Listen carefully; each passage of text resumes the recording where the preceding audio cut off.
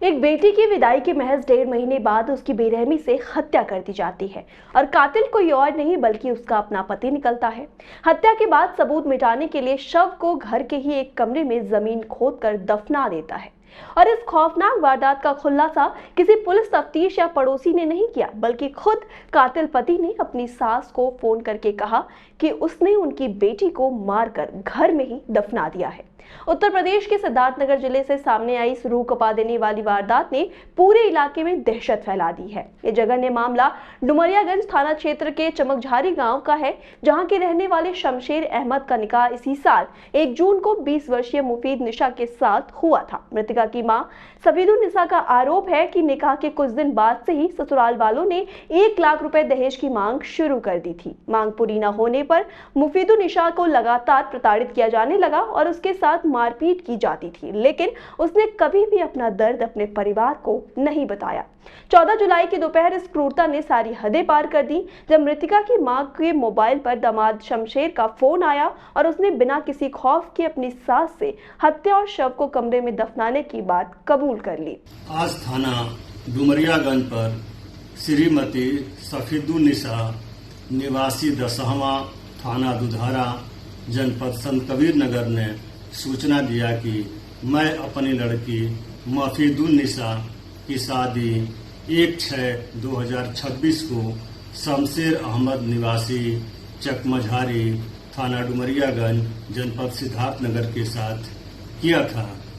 शादी के बाद से ससुराल के लोग दहेज की मांग को लेकर के हमारी लड़की को मारते पीटते प्रताड़ित करते थे।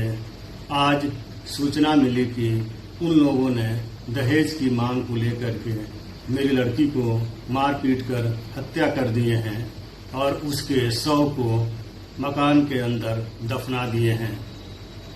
बादिनी श्रीमती सफीदुन निसा के प्रार्थना पत्र पर समुचित धाराओं में अभियोग पंजीकृत किया गया है और प्रभारी निरीक्षक डुमरियागंज के साथ घटना स्थल का निरीक्षण किया गया है। मौके पे फील्ड यूनिट की टीम भी आ गई है। मजिस्ट्रेट की उपस्थिति में शव को खुदवा कर निकलवाया गया है और आवश्यक विधिक कार्रवाई की जा रही है। मुकदमे में नामजद अभियुक्त शमशेर अली, हसीबुल्लाह और खुशबू निसा को हिरासत में लेकर पूछताछ कर आवश्यक विधिक कार्रवाई की जा रही है।